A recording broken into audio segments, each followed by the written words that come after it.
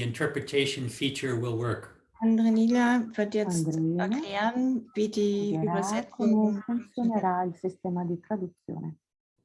Thank you very much, Swami Ramananda. Good Grazie. morning, everyone. It's a pleasure to be here. È un piacere essere qui. Es ist mir ein Vergnügen, hier zu sein. I will ask the interpreters now to stop interpreting, so don't interpret. This message will be repeated in both Spanish, Italian, German, and Portuguese. I will paste the message in the chat box, so interpreters after me, just interpret what is being said in the chat. Do a translation of the message in the chat, okay? Good morning, everyone. Again, my name is Andreina Maldonado, and it's a pleasure to be here to offer language interpretation, language access, and language justice. I'm here with my co-interpreters offering language interpretation in 4 different languages today: English, Spanish, Italian, and German. The meeting will be facilitated in English with Italian, Spanish, and German simultaneous translation. We're going to be using the interpretation function of Zoom in just a moment, not quite yet. To access it, once Ishwara, our tech support, enables interpretation, all the participants will be able to see a globe appear at the bottom right of your screen. Please select the language in which you want to listen in, either Spanish, Portuguese, Italian, or German. If you enter by a smartphone, a tablet, or an iPad, please touch your screen to bring up the options menu, press more or the 3 dots, and a menu will drop down. Please select language interpretation, then your preferred language. This is a multilingual space. There will be hiccups. If you can't access the interpretation for whatever reason, please send a message to me directly, Spanish interpreter, or to Ishwara, our tech support. Okay, now I will repeat this message in Spanish, and I will invite the Italian interpreter, Portuguese interpreter, and German interpreter to please say in your language the information that I pasted in the chat box. Hola, buenas tardes. Mi nombre es Andreina Maldonado y soy una intérprete de lenguajes. Estoy aquí con otros intérpretes, interpretación en alemán, portugués, italiano y también vamos a tener inglés facilitado. Esta reunión va a ser facilitada en inglés. Vamos a utilizar la función de Zoom. En un momento van a ver una imagen aparecer en la parte de abajo de la derecha de su pantalla. Deben hacer clic en ese globo terráqueo y seleccionar su lenguaje preferido. ¿Okay?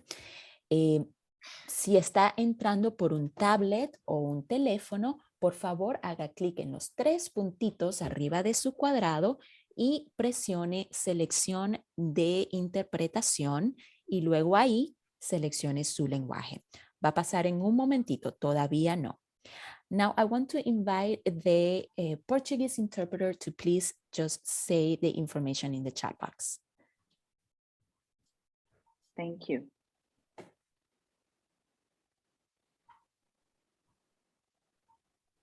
Please go ahead and say it in Portuguese.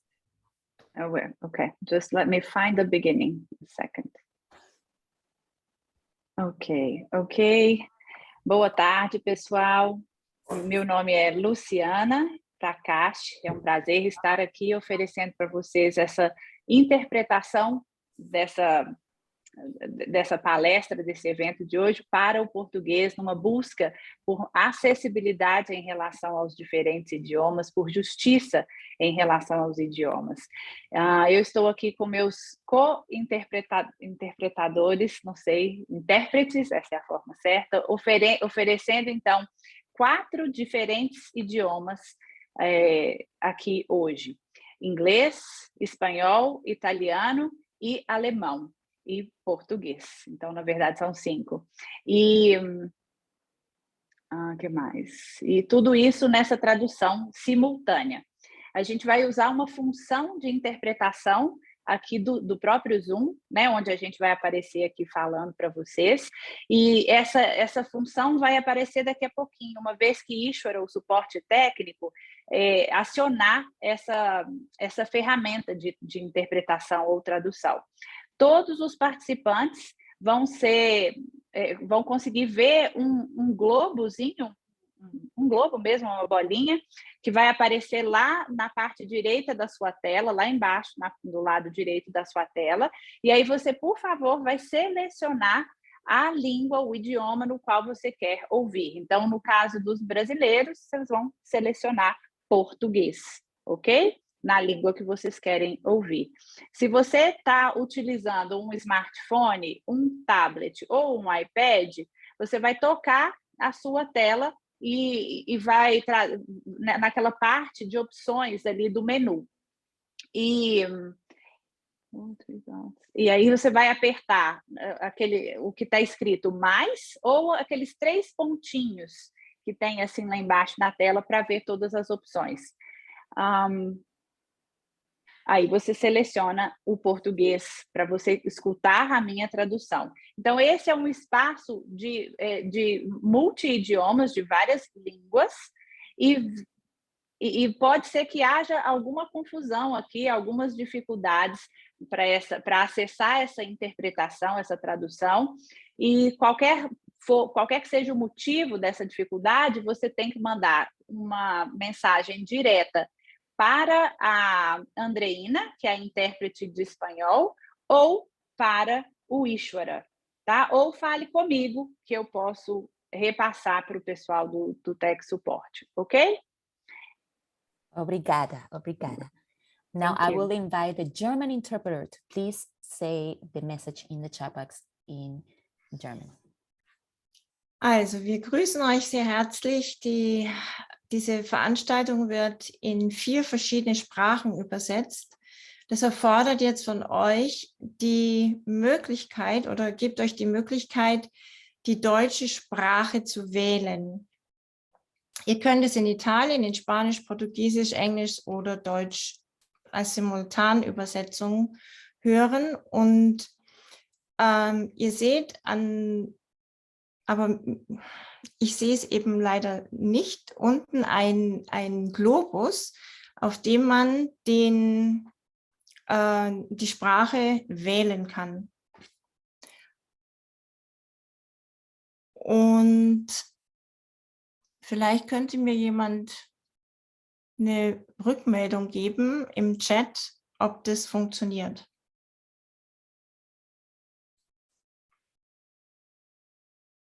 Thank you. Thank you very much. And finally, the Italian interpreter, please repeat the information in the chat box. Traduco in italiano il messaggio introduttivo di Aldeina Maldonado, una interprete linguistica che con altri 4 interpreti stasera offrirà una traduzione simultanea in inglese, spagnolo, italiano e tedesco. Questo incontro sarà condotto in inglese con le traduzioni simultanee. Useremo per questo la funzione interpretazione linguistica di Zoom. Per avere accesso, vedrete tra pochissimo sul vostro schermo un piccolo globo nell'angolo destro in fondo del vostro monitor. Aprite, selezionate questo globo e selezionate la lingua sulla quale che vorrete ascoltare.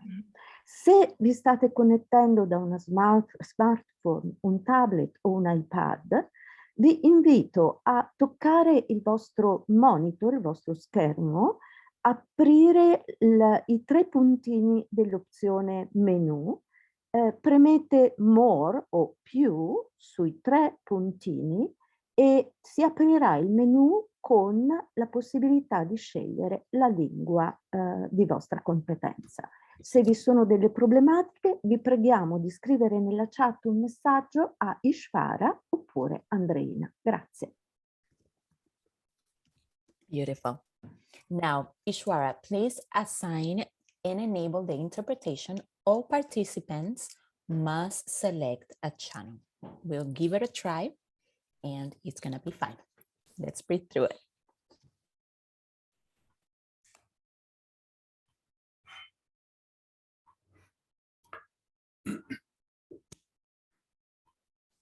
Andreina, I've forgotten. Do I also select a channel, English?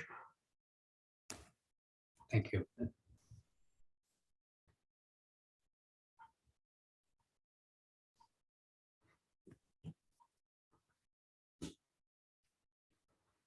Okay, I believe we're ready to begin. Can I be heard? I don't see the globe. Oh, wait, here's the globe. No, I don't see the globe. I don't know. In the main room, Swamiji. What's that? You're gonna stay in the main room. Oh, I'm in the main room. Yes. Wow, thank you. Swami Divyananda as well. Asokananda, Yeah. I thought I would invite you to speak first. And Uh-oh. given that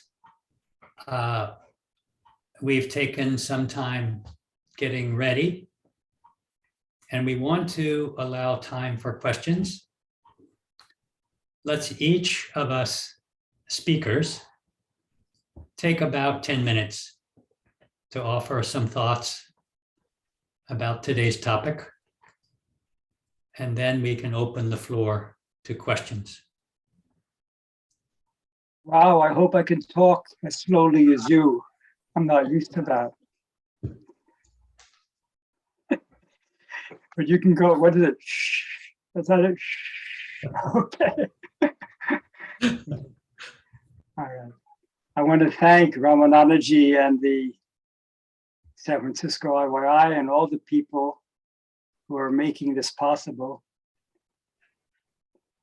We're trying to move away from an American-centric and English-centric organization.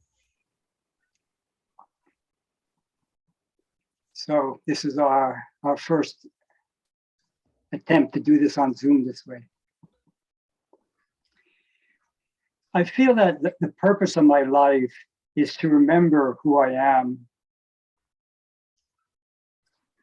I don't think I can do a lot to jog my memory. You know how to say that in each language, jog my memory, to try to help me remember. What little I can do, I should do. Swami Asokananda, I think we have an issue with the Portuguese. Is there 1 second? I'll pause. Yeah, thank you. Sorry about that. I'm not Also gonna with take the it. Italian, also with the Italian, we can't hear Italian. All right, I'm just gonna bring everyone back. All right, everyone is back to the main room now. What was the issue? Italian tell me don't hear me, and I'm selecting listening to main room and talking into Italian. Make sure that you're unmuted, please. All interpreters that you're interpreting, make sure you're unmuted. That might be. I guess that might have been the problem for me. I'm so sorry. Okay. No Start problem. it again. Let's start it again. We'll go ahead, get started now. Okay. I hope that doesn't come out of my 10 minutes. I can start fresh, right? Okay. So I was saying that first I want to thank the people who made this possible. We're trying to become less American-centric and less English-centric, and to be a real global organization. And I appreciate Ramananda and everyone who's making this possible. I feel that the purpose of my life is to remember who I am. I don't think I can do a lot to jog my memory, to help myself remember that, but the little that I can do, I should do. And that little means, for me, it means to trust that the Guru is bringing me the experience that I need to finish off my past karmas. And also to have enough understanding of the teachings and enough sincerity to follow them that I learn to act in a selfless way, in the spirit of true karma yoga, so that I'm not generating any new karma. No point in just finishing off my old karma if I keep generating new karma. And the way that I don't generate new karma has something to do with not reacting as my old karmas present themselves. I need to trust that the intelligence that's overseeing things knows when it's time for me to face my past action, that it knows how far out of my comfort zone that I'm able to bear.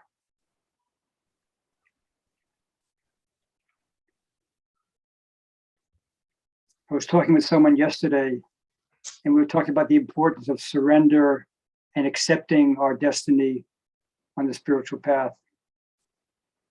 But what I'm talking about now, it feels like more than that. It's a faith that this loving, pure consciousness cares about me and is actually giving me an opportunity to loosen my clinging to the illusion of separateness, so I can taste my oneness with the Supreme Being, the one without a second, the source and the true self of us all.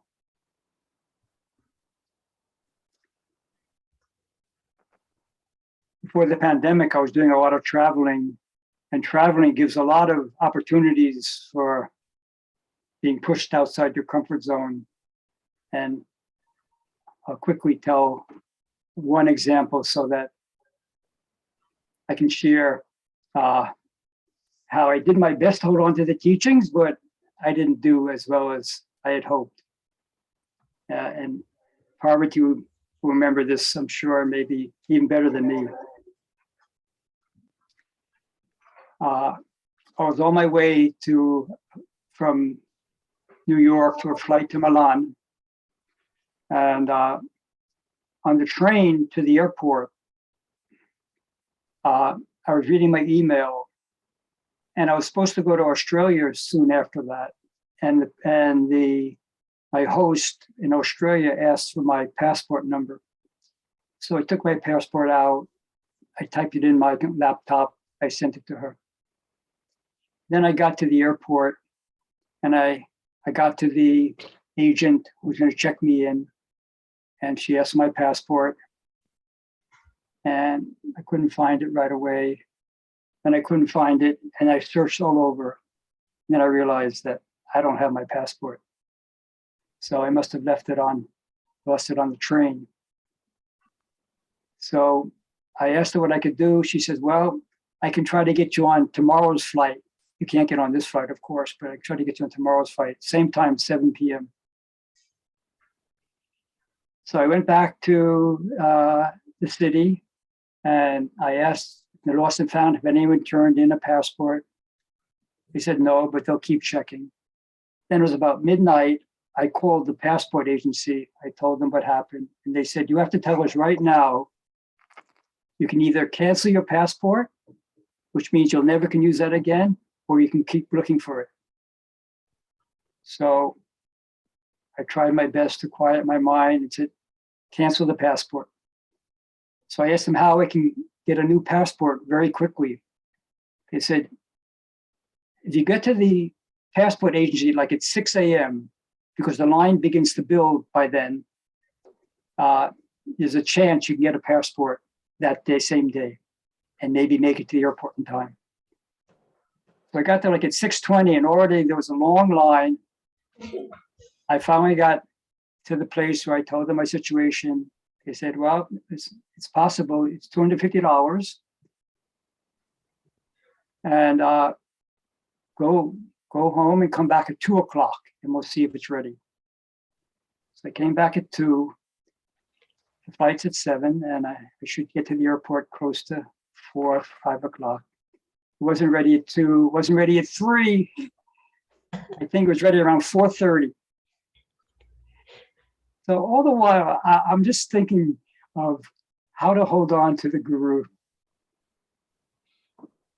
And I ranted, and I think that night, if Parvati might remember this, I think that if the flight leaves at 7, it arrives at 12:30 the next day in the afternoon. And I gave a talk that night. So I really wanted to make that flight because there were people planning for me to give a talk. So I got to the airport just as they were closing the gate. I had to run.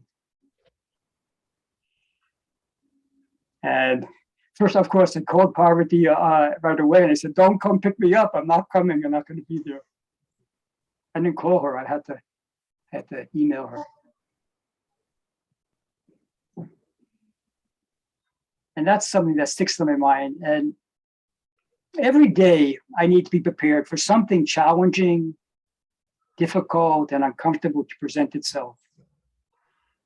Even though I have this in my mind, I say this to myself every day in the beginning of the day, I still often get caught off guard. What helps me if I can remember to hold on to the hand of my guru and take a slow, deep breath and remember the purpose of my life is to remember who I am. So for me, it's remember the guru, remember my purpose, so I can remember who I am. Om Shanti, Shanti, Shanti. 9 minutes. I did it in 9 minutes. Thank you so much, Asokananda. Did I speak slow enough or meds? Okay. Oh, great. Okay. I think we can all relate to stories like that. I hope so. I've definitely been there and done that. And I wanted to invite Swami Divyananda to speak next. Hari Om Om Shanti. Empty. Thank you, Asokananda. Hmm. Your story reminds me of going to the airport in Brussels. And I had a complicated trip. It was train, transfer train, taxi. But I walked in the airport at exactly the right gate, at exactly the right time. And I thought, wow, power of prayer. Because I've been praying the whole way there. There was quite a long line to the reservation desk. So I thought, okay, prayer is such a power. I'm going to pray for an upgrade. Maybe I can travel business class. Okay, so I focused on that. Finally got to the reservationist, and she charged me $100 extra for my luggage. What to do? But I think the guru loves to train us through travel stories. We learn so much when we travel. So I've shared the story. Ramananda, I really congratulate you for launching this program, and Ishwara and Andreina, tremendous. This is a great, great thing that you're pulling off. Now, for my fulfillment on my path,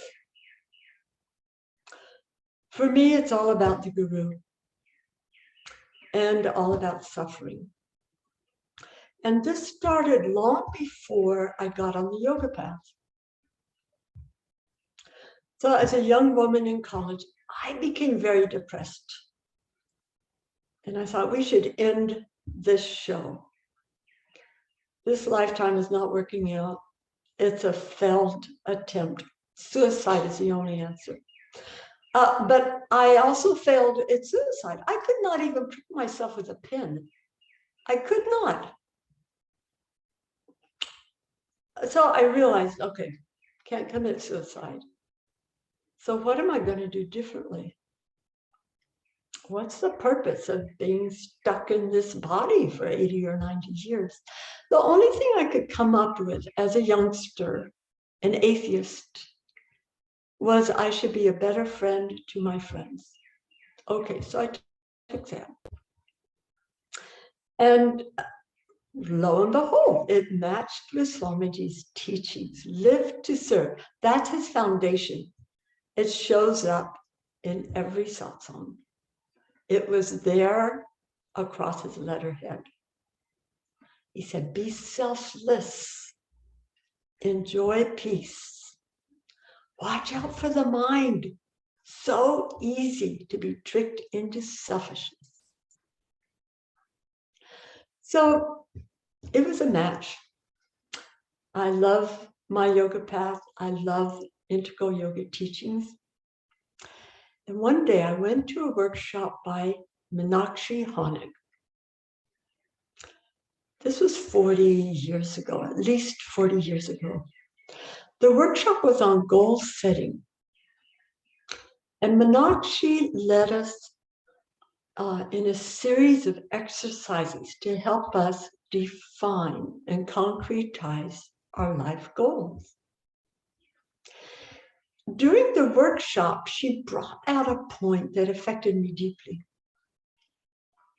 And that is that for so many souls, we get to the end of our life, we take a look at what we've been doing for 80 years, and we realize that we've been adhering to values which we had borrowed, parents, culture, spouse, and they weren't actually ours. What a tragic thing that is,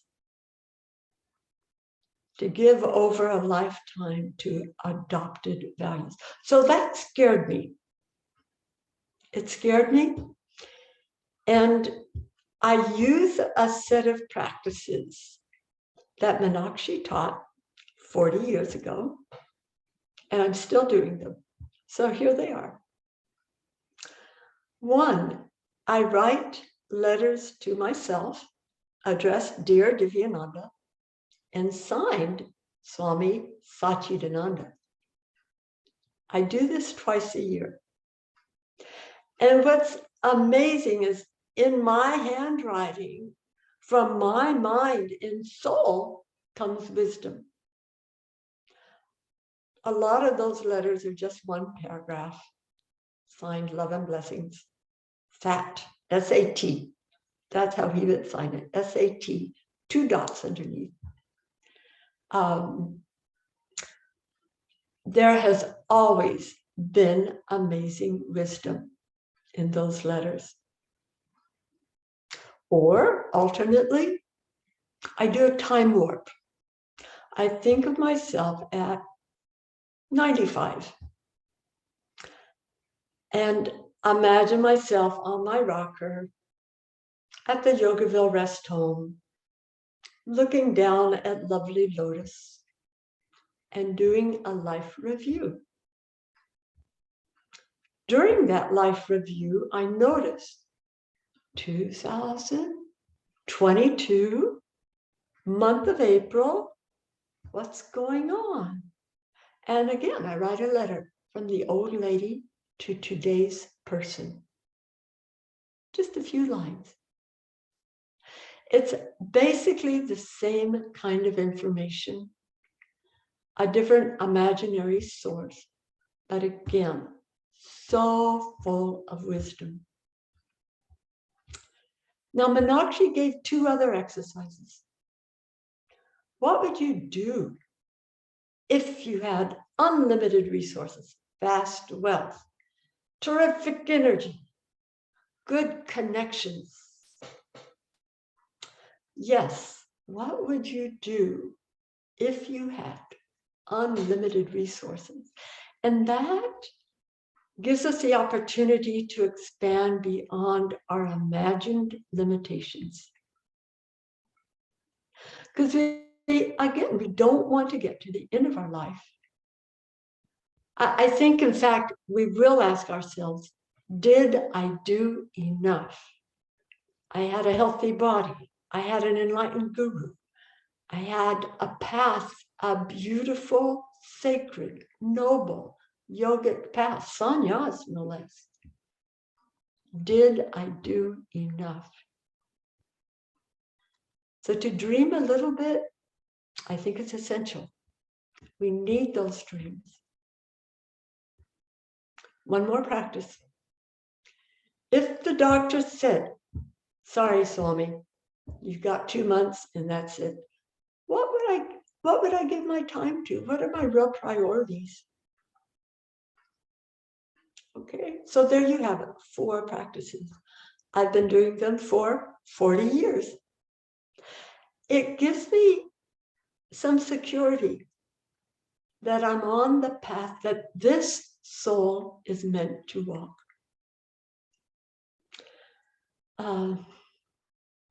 So that's what I use. And I share it because I thought, first of all, I thought I would do a pitch for sannyas, which I would like to do. We need a few more members in. It's a lovely thing to have only orange in your wardrobe. It's so easy to get dressed every day. It's a very, very simple and satisfying life. But it's not for everyone. We each have a unique path. And our choices are very age dependent. So I want to share with you the Hindu outlook of the 4 life chapters. Varna Ashram, it's called. The first 20 years are for childhood and study. The next 30, 40 years are to raise a family. Grihasta, it's called. Next 20 years, more or less, retirement, forest dwellers, turning over your obligations to the younger generation. And finally, sannyas. So that's, I find that really useful because I see in my own life the different chapters, the different goals, the different yearnings and aspirations that I've had. So I realize I can't really impose sannyas on you, but you know, we can be sannyas in our own way, no matter what our walk in life is, and it all comes back to service. So being an old person, I'm not watching the time, Ramananda. Am I okay? Do I have 2 more minutes? That's a thumb, okay? Thank you. Yes, so I'm an old person, and I'm very aware of my mortality. People my age, I'm 76, are dropping like flies. So I don't know how much time I have, but I've got this strong body. I just told Ramananda, yeah, my vehicle is a BMW. It just doesn't break down. Good body. And I feel like, wow. Pessoal do Brasil consegue me escutar? I just heard some Portuguese. Oh, you're not supposed to, sorry. It's delightful to hear your voice, Modern. Do you hear me now? Still hearing you. So it's not working. Can you switch to the other interpreter, Madhuri? No, we were trying to switch between Prakash and I, but we're not supposed to be listening to me. Stai più vicino al microfono, ti si sente malissimo, anche vai e vieni. Do you hear me now, Swamiji? I still hear you. Forse con i microfoni si sente meglio. Okay, I couldn't switch with Prakash, but please slow down a little bit because she's dying there. Slow down a little bit. So slow down, absolutely. Yeah, slow down. Yeah, thank you.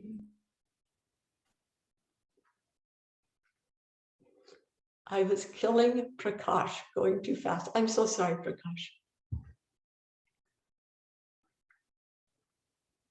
So I have a healthy body. I feel like it belongs to my friends. Okay? So what time I have, what energy I have, nothing delights me more than being of some service. It's taken me a long time to get here because I have a great big ego and my energy has been devoted to my aspiration, my ambition, my personal goals. Now I'm old and it's really easy to turn my energy towards service. And I'm happier than I've ever been. So to me, coming together with so many in so many languages, it's a love fest. And I send kisses and hugs to all of you. Om Shanti.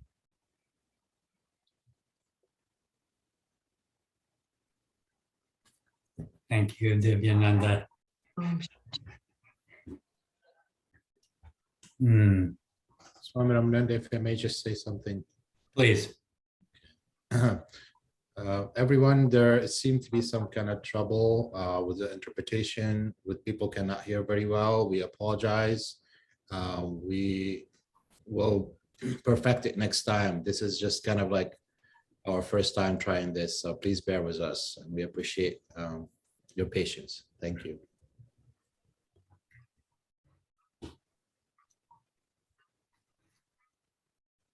Okay.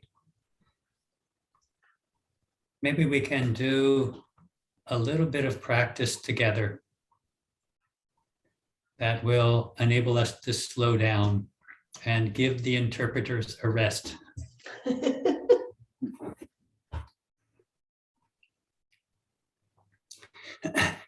Why not everyone sit erect?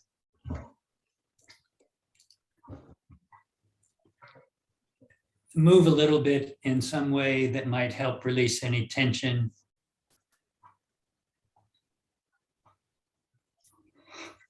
Then close your eyes. See where you can relax even more.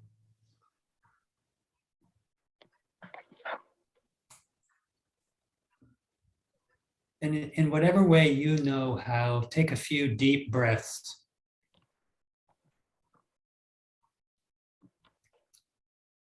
Inhale fully and exhale fully.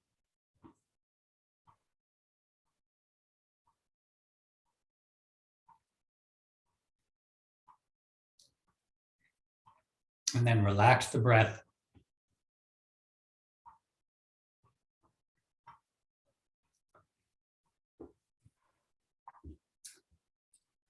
Now a little more challenging practice. Can you separate your awareness from the thoughts that come into the mind? As if you would stand on the banks of a stream, and that way step aside from your own thinking.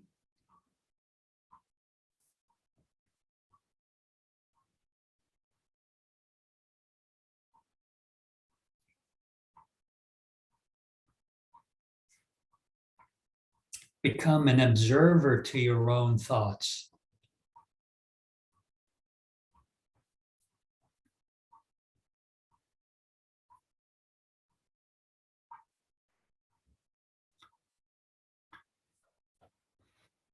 Just take a moment to enjoy being this witness to your thoughts, to your body, to the mind.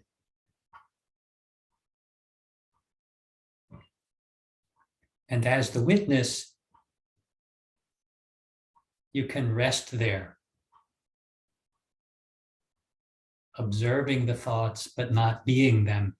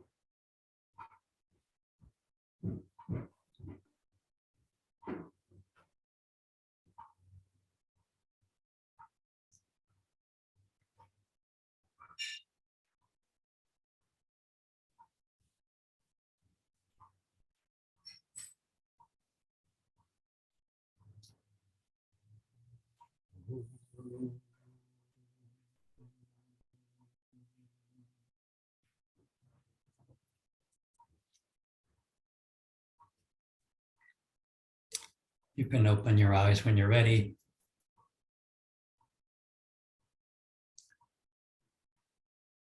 I'll invite you to make any adjustments in your seated position to be comfortable. And to consider any questions that you have. I'll speak for a few minutes, but then we'll open the floor for questions.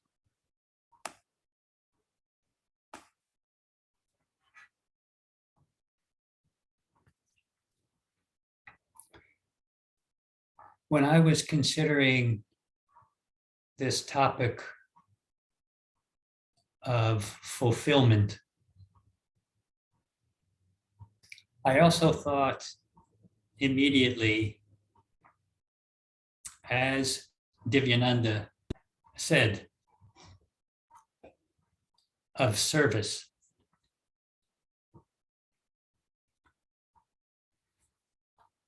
When I serve, I have the opportunity to feel the flow of love through my heart.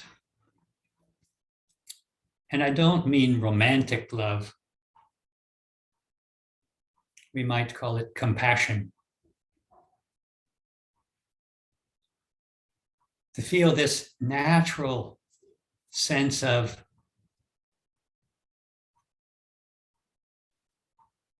caring for the well-being of others. This natural sense of connection. What a joy it is to feel that.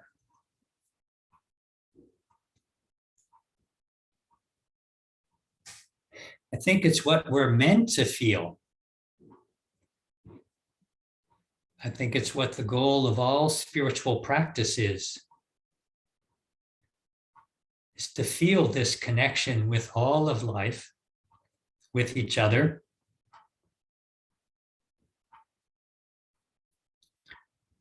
and to experience that connection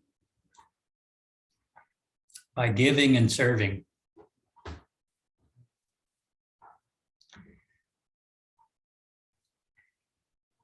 Swami Satchidananda's guru was Swami Shivananda.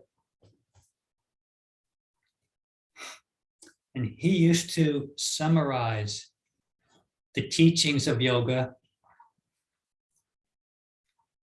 at one point in a chant. He would chant, serve, love, give, purify, meditate, realize.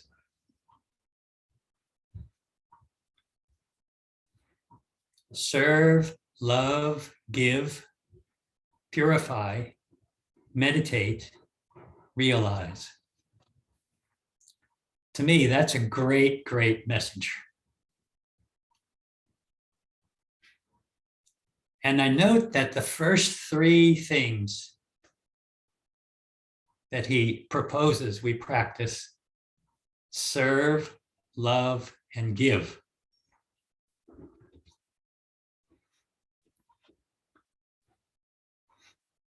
So I recommend those three things together as a primary way that we experience fulfillment.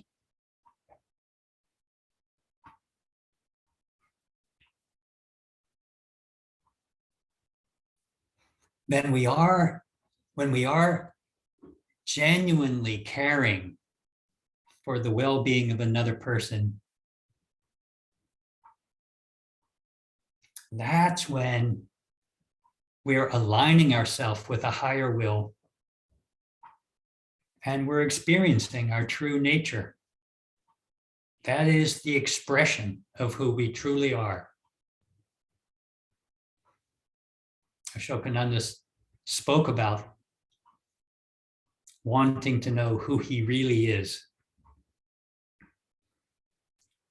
And I think this is one of the ways we can experience that, who we really are.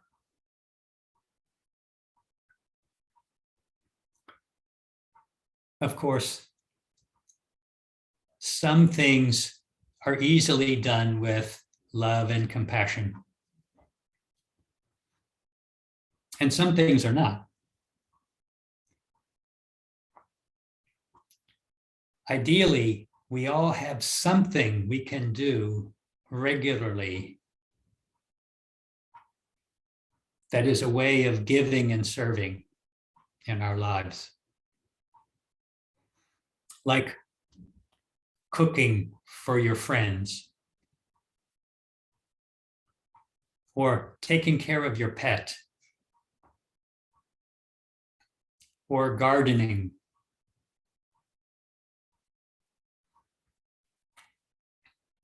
or holding someone's baby for them.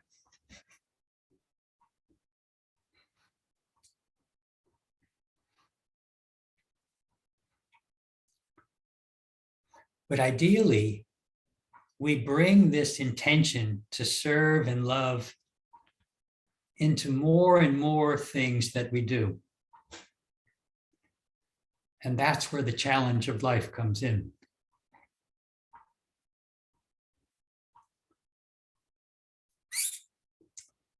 Sometimes the livelihood that we have is not conducive for interjecting love or compassion. But most likely we can bring that into the relationships with the other people we serve with, we work with.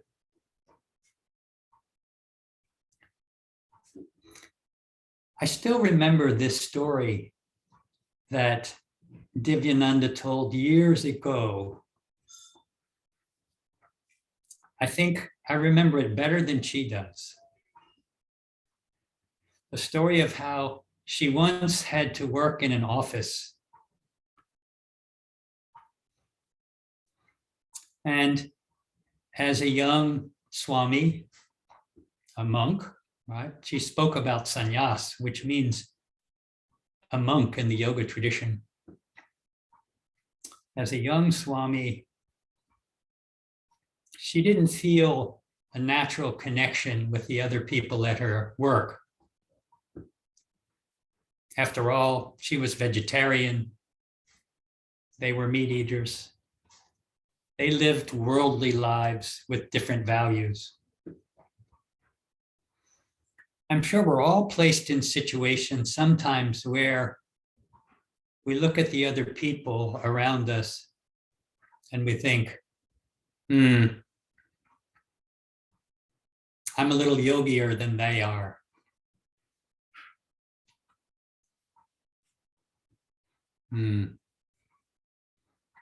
But Divyananda came up with, I forget how, came up with an idea. Instead of focusing on the differences,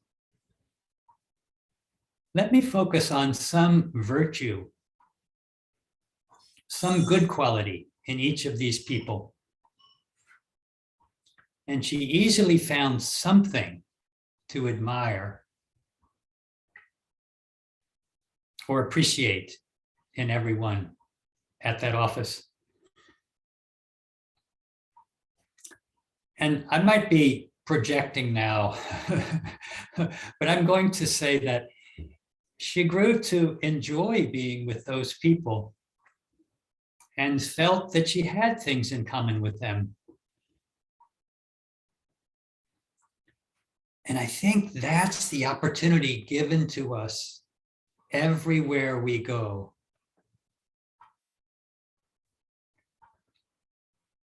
To find the common ground that we stand on, instead of focusing on our differences, our political party, our country, instead of saying, I'm a spiritual person and you're not, I'm a vegetarian and you're not. Because isn't it true that in the end, we're all looking to be happy, to be at peace? We all have that common ground.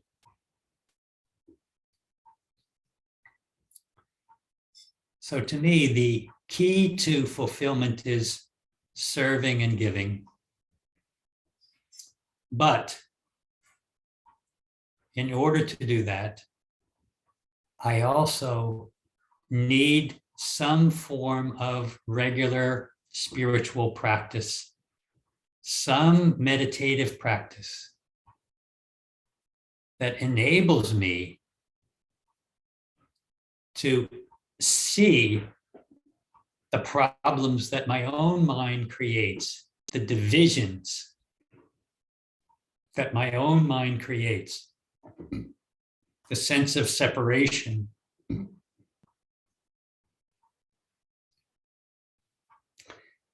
That sense of separation is ingrained in us from the prevailing messages of our culture.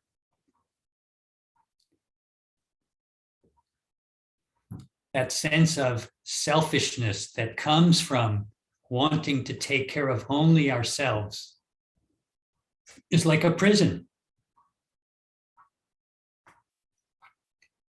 And it's not fulfilling to live in a prison where we don't feel this natural sense of connection and express compassion easily. So for me, I know I need a regular meditative practice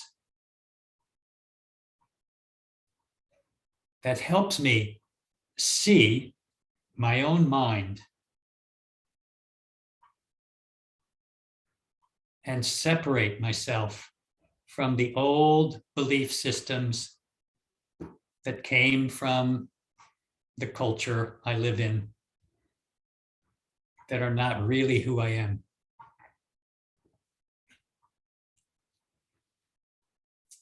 The last thing I'll mention is, in order to serve well, I need the meditative practice. But in order to keep my meditative practice, I need support. I need the Sangha, the community around me. I need spiritual friendship to walk with me. And just as important, I need to feel a connection with the higher power, either from a guru or from a saint that I might be inspired by. Some way of acknowledging my own limitations and inviting the strength, the courage that comes from grace, that comes from faith in a higher power, in whatever form that takes.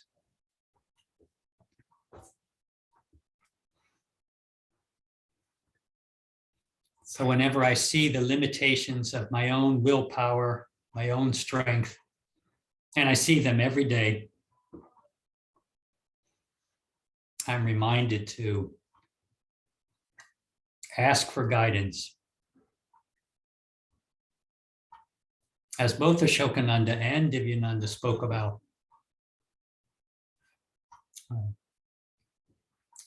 So let me stop there. Let's see if we can open the floor to questions so that someone in any language could ask a question through their interpreter.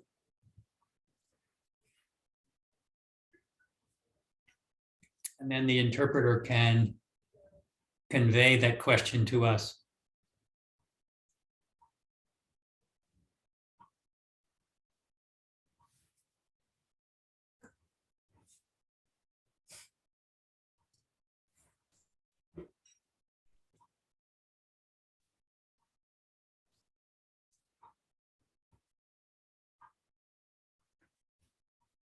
And let's see if any of the interpreters have a question from their language group.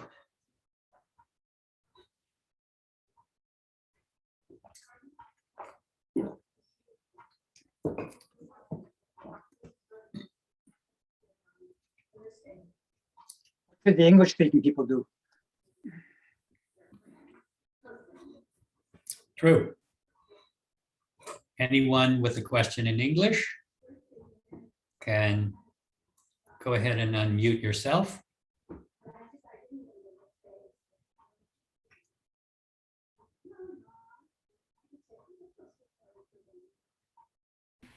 Hello. Good afternoon, everyone. Hi, Kavita. This is a new community for me, so Om Shanti. I know that's universal. I would like to know how I could. I don't really. There's so many different practices. I've practiced Kundalini yoga.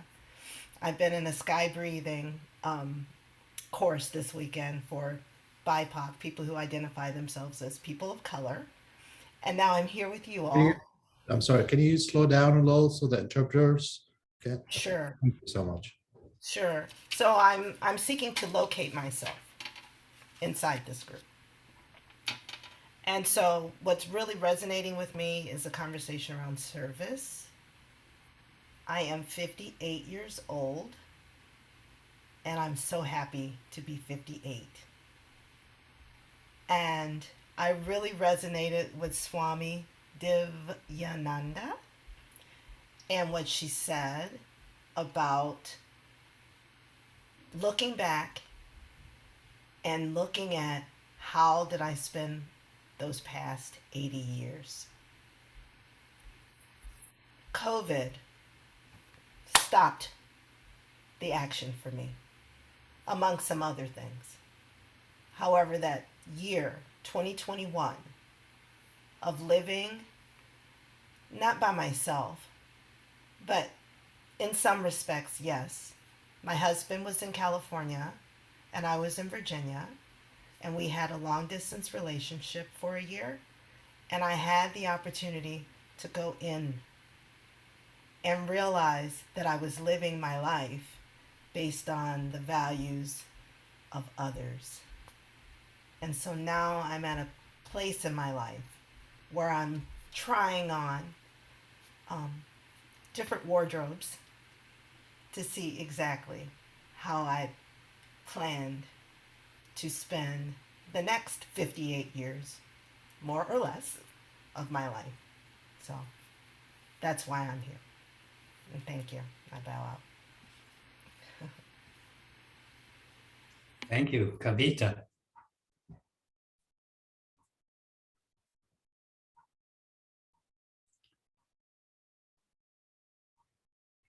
Anyone else have a question or comment?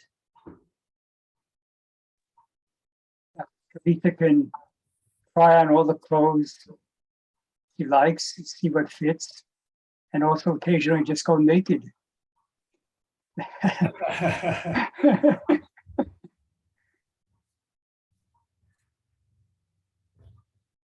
That's a bit scary. I have a friend who does spend time at a nudist beach, and I have to admit she loves it. She's always talking about this nudist beach. So I got the communication, and that's so cool. Yeah. It is scary. It is scary, Kavita. I was listening to a talk yesterday, and this teacher said, once you press the delete button, you don't know who you are anymore. Are you ready for that? Once you press the delete button, you are deleted. And now, who am I? Are you ready for that? That's the ultimate question. So yeah, it is scary to go naked for sure. Thank you for that, Swami Asokananda. Thank you so much. Can I speak to that? So Kavita, I had that experience in Hawaii. I lived in Hawaii for a while. I didn't move there feeling comfortable with being outside, let alone in public, without clothing on. So it took a while, and it was the experience of camping in a location where there was only one place to bathe, kind of like many places on the planet, where we have to go down to the river to bathe. And it's done in an open way that's, respectful. And that was when You're speaking so fast. Yes. Yes. Thank you. Train. Sorry to interrupt. Thank you. So yes, the point is that to be comfortable and liberated with the body, with who we think we are, and these constraints about what I would never do. So I had to be liberated and learn that. And it's also very tricky when you start talking about something like a beach that's known as a naked beach that has elements that may not be what we're looking for, which is liberation, right? So, I mean, I found places that were very solitude, and then I got to liberate myself and finally be at comfort. Then even with people around, it became a non-issue. That was huge for me, to desexualize my body that way, coming from this constraint of this culture. So it was wonderful. And that's all I wanted to say, is we look for liberation in different ways. This is one way. Om Shanti. Thank you for that contribution. Om Shanti. Madhuri has a question. Yes, Madhuri. Yes, I have a question from Brazil from one of the BTT students that are here. So Prakash, I'll say the question in English. Please continue to translate as you are. So the question is for the three Swamis. She wants to know more about how it was to be in the presence of Swami Satchidananda, how it was like to be in his presence, to live with him. And she wants that, if it's possible, one of you share a little bit of your story with him. How was the first meeting with him, and how did it feel?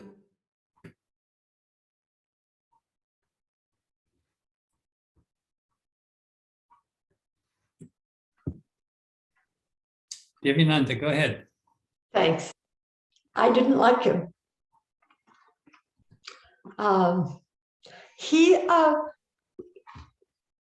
There was a point when I looked at him, heard him speak, and said, this is not a human being.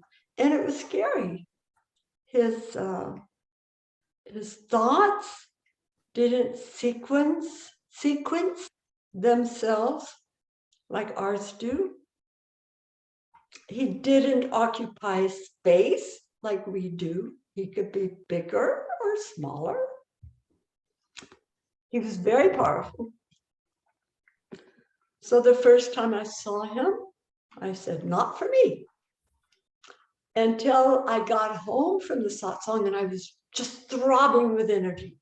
And then I thought, well, I'll give him a second chance. And from then on, that's been the center of my life.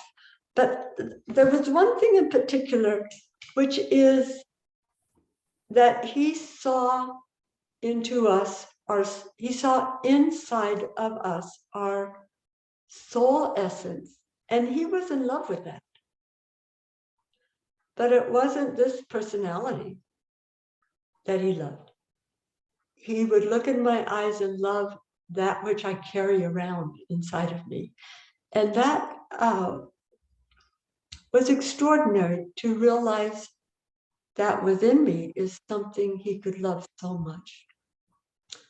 And he continues to be with us and to shape us and guide us. It's the most extraordinary thing. Next. Go ahead, Asokananda. But I see there's 3 more hands raised, so let's each be a little brief.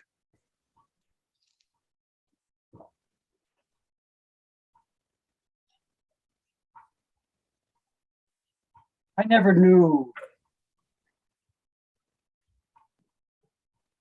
how he would be when I was with him. So it was always, it has had a certain destabilizing effect for me. Like Divyananda said, he could see into us and love himself in us. And he could also see our ego, and sometimes he wasn't a friend of our ego. He was, in a way, he was trying to help it to let go of its pettiness and its, as Ramananda said, its imprisonment. But I always had a, I don't know, maybe from past lifetimes, had a traditional view of the guru. So when I see people hugging Swamis Satsang, I said, no, that's not the right thing.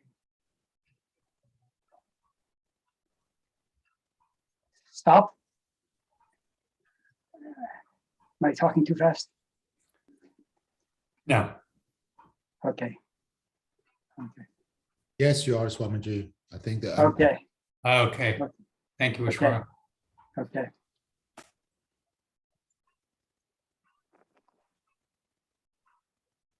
But that human side of me, I think, did crave a hug.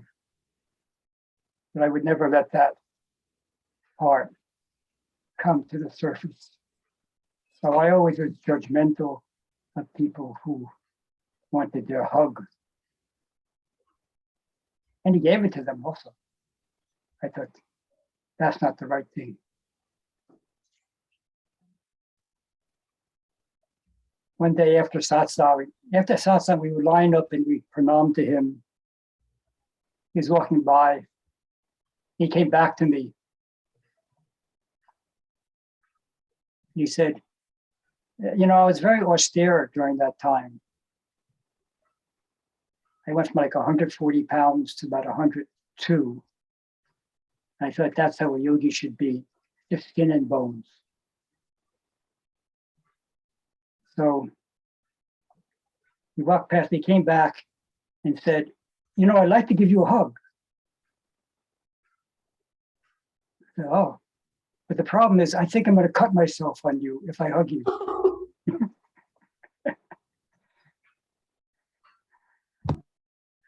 So I said, I don't think I'm that sharp, Gurudev. And he wrapped his arms around me and I just melted and I understood what I was missing all that time. But I like how he knew that I was never going to let that come out. He had to ask me if I would, he said, I would like to hug you. And I said, all right, if you want to hug me, go ahead. So that was one of my early experiences.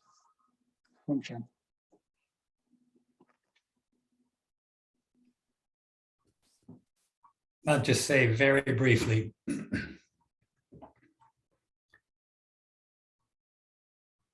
Being around Swami Satchidananda was a way of experiencing someone who was fully present and fully present of everything around him, fully aware of everything around him, and acting with, as Divyananda said, this love and compassion, as if he knew exactly what was in our hearts and what we needed to learn, and was patiently orchestrating the circumstances around us to teach us. I experienced numerous times that without doing anything dramatic or external, somehow the lessons came and the opportunity to grow happened around him. It was difficult to pin down exactly who he was and to understand who he was, I guess. Let me stop there. And I think if we take questions in the order in which they were raised, Ulrika would be first, and then Nirmala.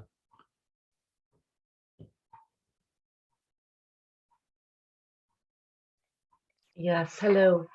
I want to thank you, first of all, for the opportunity to be with you at this meeting today. And I just wanted to ask a question concerning the caring and the loving and taking care. We just had a discussion, my husband and I, today about sometimes losing ourselves into getting very involved into other people's life while helping them and caring. And with your background of spiritual practice, I guess it might be maybe easier for us to understand that there are no limits really, but sometimes we feel a little bit lost while being so much I'd say in taking care of others, that we might even lose ourselves a little bit. Maybe you have some ideas for us.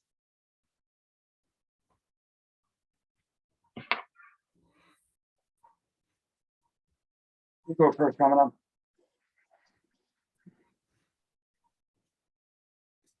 It's true that we can't really take care of anyone well unless we also take care of ourselves, first of all.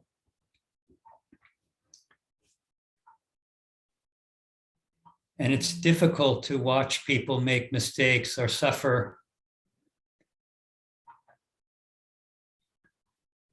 especially if we think we could help them.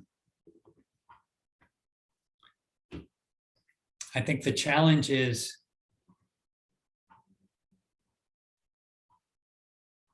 accepting that they have to learn in their own time. We can offer help if it's welcome, but we're not responsible for fixing them. We're just as broken as they are, just in different ways. And if we want to continue to be able to support them, we have to keep ourselves in good shape.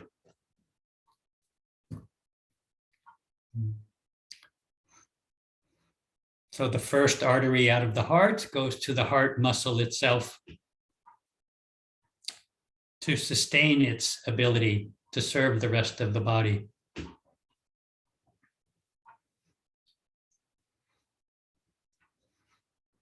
And when we know that we're not responsible for taking away someone else's struggle or suffering,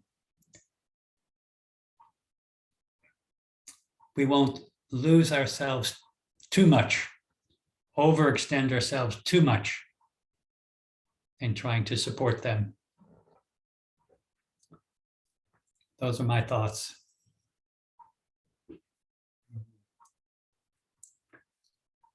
And maybe since our time is running, we should just each answer a question by ourselves. So Divyananda, why don't you answer the next question from Nirmala?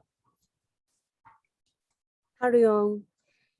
My question is, how do we overcome the fear of rejection or feeling of rejection and able to serve more in life.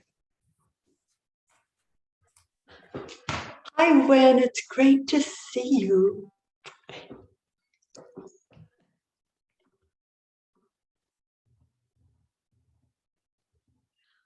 I'm not sure rejection is that bad.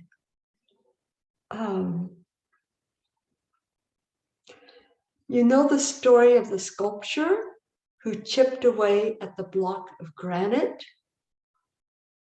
It probably hurt the granite a lot, but eventually the sculptor revealed a beautiful statue.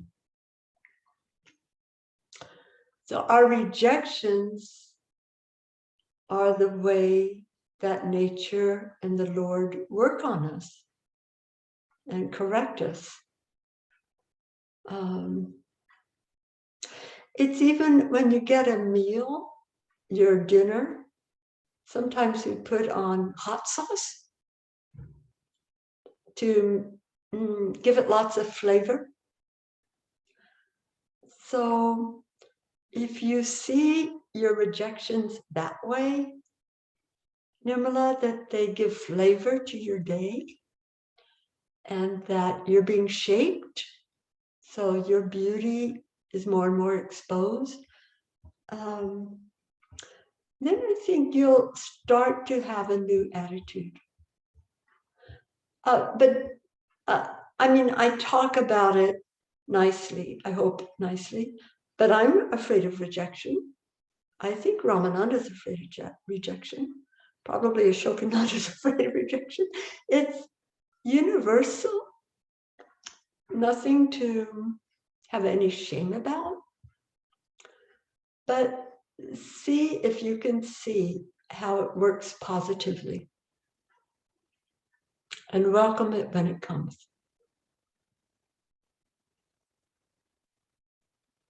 I owe you an email coming later. Thank you, Swami Divyananda. It is very helpful. I like Thank you, Wen. knowledge. Thank you. Thank you.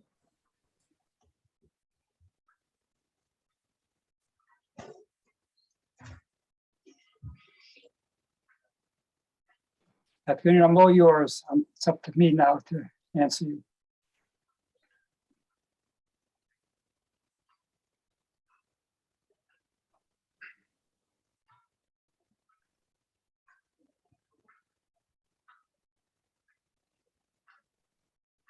Sorry, is it my turn? I didn't get it. Okay. Hi, everyone. And first of all, I wanted to say that I can really relate to what Kavita said before, because I'm in a long distance relationship. I've been in a long distance relationship for almost 10 years. And yeah, I'm Italian and my boyfriend is Dutch. And during COVID, it was really hard. And but it was the opportunity to go, I would say, back to myself, to go inward instead of only outward. So I started again to practice yoga, meditation, something that I just put aside for many years, because I started when I was very young and now I'm 47. And yeah, that was really something really good for me. Also going back to my body, because once I was a dancer, now I have a lot of health issues, a lot of pain in my body and so on. So yeah, that was yeah, a good opportunity, I would say. Sorry to interrupt. Do you mind slowing down, please? Sorry. Okay. Yeah. Do I have to go back to what I said, or? Oh, no, that's okay. That's okay. Okay. So my question is, I think I'm yeah, all this work I did on myself brought me to more inner peace, more calm, and I feel less reactive. But recently I had this feeling of that I miss some joy, and I'm still able to, dance or sing a song and enjoy the small things. But still, I have this feeling that I miss something, like, I don't know if it's related to something creative I have to create myself. Maybe this is a question, but I have this, I would say I feel better now, more conscious, more aware, and I can enjoy my life in a better way, but at the same time, there's something missing. So I don't know how can be the relationship between joy and I'm still trying to find my way to fulfillment. I don't know if I was clear enough. Beautiful question, Katerina. Yeah. After a number of years of yoga, some of my neuroses settled down, and my mind became, we say it in Sanskrit, sattvic, became more poised. But yeah, Swamis Satsang would see me, he'd poke me in the belly. He'd say, "You're a dried prune, man. Where's the juice? You're all dried up." And I felt that I was more peaceful, but there was, like I say, something missing. I think there's a positive thing about feeling something's missing, and there's also a negative thing. I think you have to find a positive way of making something missing. Because as long as we know that that's something that missing is within us, that shifts how we look for the something. I do think that some creative expression is really crucial in people's lives. So you still enjoy dancing, singing. But my thought, Katerina, is that the peace does gradually shift into something deeper.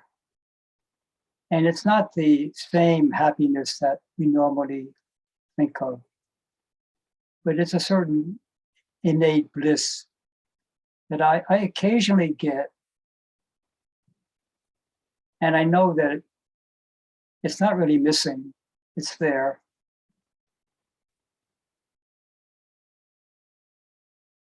So I think you should enjoy the peace now and trust that as you keep going, it'll settle into something deeper that'll have more of a tinge of some joyfulness to it.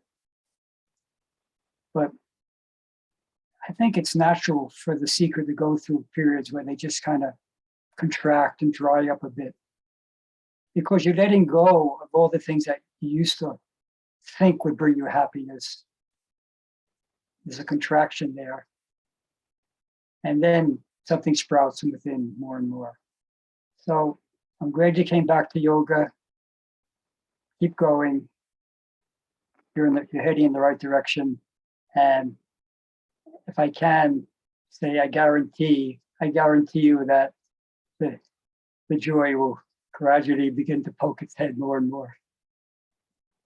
Thank you for your beautiful question. Thank you. Are you still, is your boyfriend still in Holland and you're in Italy? Yes. Oh, okay. Okay. I hope you get to physically see each other again sometime. Yeah.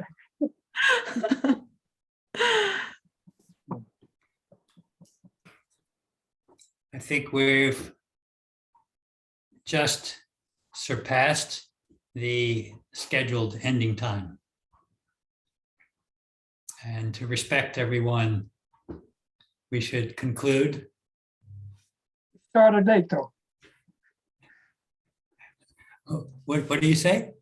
Started late. We started late. That's true.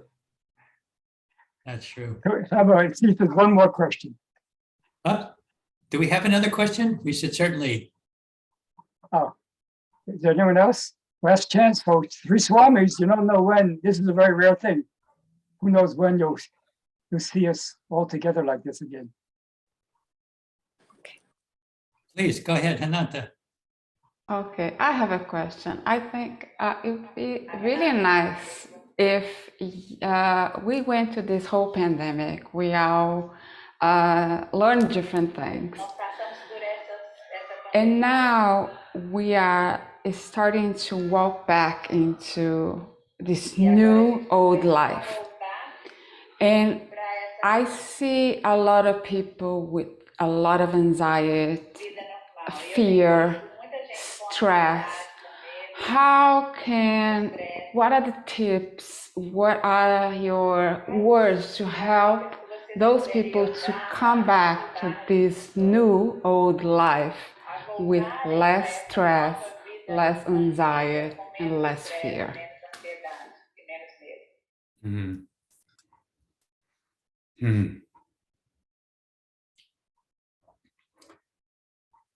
That's a very relevant question.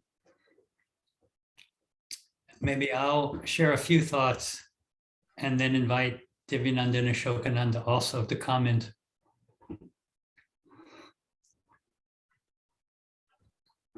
We know that the yoga practices, some stretching and breathing, are physiologically incompatible with stress. So for sure, a regular practice of deep breathing, for example, helps us build the habit of learning to pause and breathe when we encounter stressful situations. In the same way, a meditative practice helps us observe how we are reacting to life. Be present enough to see what's happening inside of ourselves so that we can know when we're ready to step forward or when we need to take time, prepare better, or retreat. So I think a yoga practice helps us build and equip ourselves with these kind of tools to be aware and to know what helps us. But the second thing I think of is faith. If we have some way of connecting to a higher power,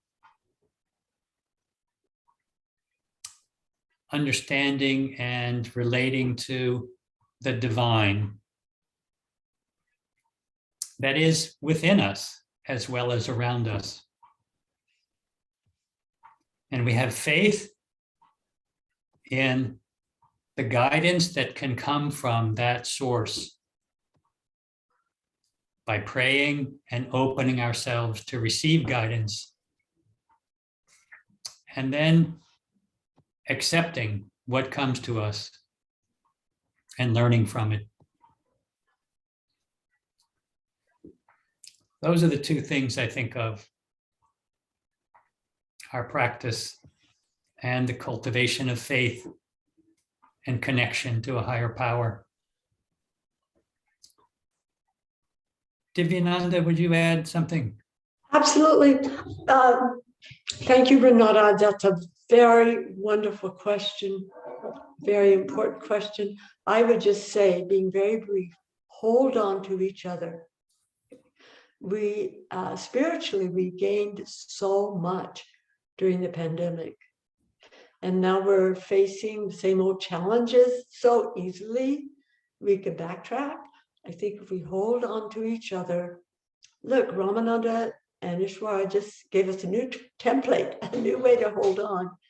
Then we'll be able to take our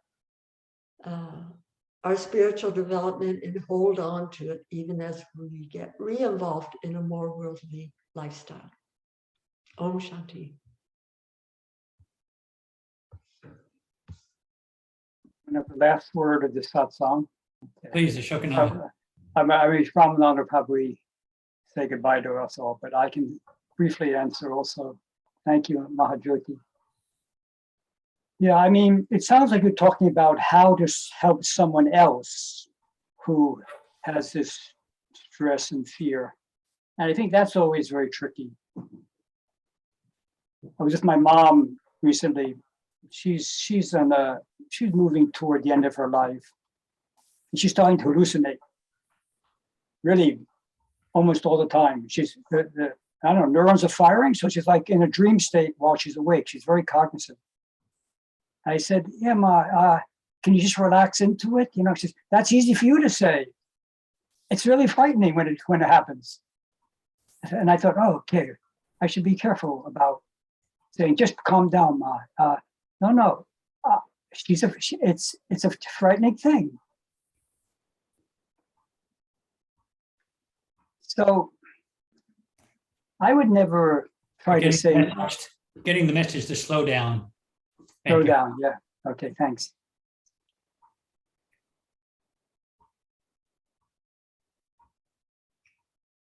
I feel I need to be very careful about telling someone who's stressed or afraid to not be afraid. And I think mostly I want to just vibrate with them. I could see that. I understand that. What can we do about that? What do you think you can do about that? I don't know. I'm not sure how to help you. Om Shanti.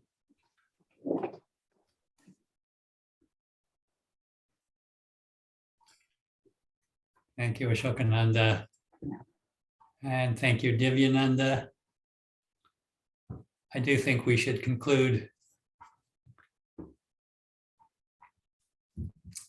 Also, we should thank Ishwara for his help in setting up this program, Andreina for her expertise in helping to set it up, and all the interpreters that helped convey these teachings in various languages. But let's conclude by chanting mantras together that don't need translation. Many of you know this mantra, Loka Samasta Sukhino Bhavantu. We can repeat it 3 times together, sending peaceful, healing energy outward through the heart to all those in need, all those who are suffering. Let's close our eyes and chant together. Loka samasta sukhino bhavantu. Loka samasta sukhino bhavantu. Loka samasta sukhino bhavantu. May the entire universe be filled with peace and joy, love and light.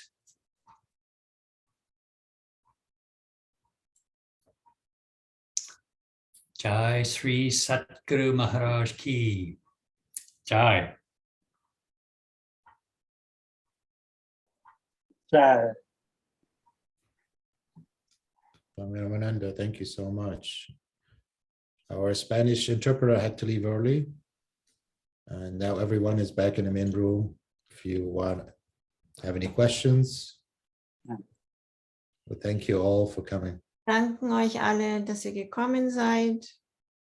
Und bitte entschuldigt nochmal, wenn es noch nicht so gut geklappt hat.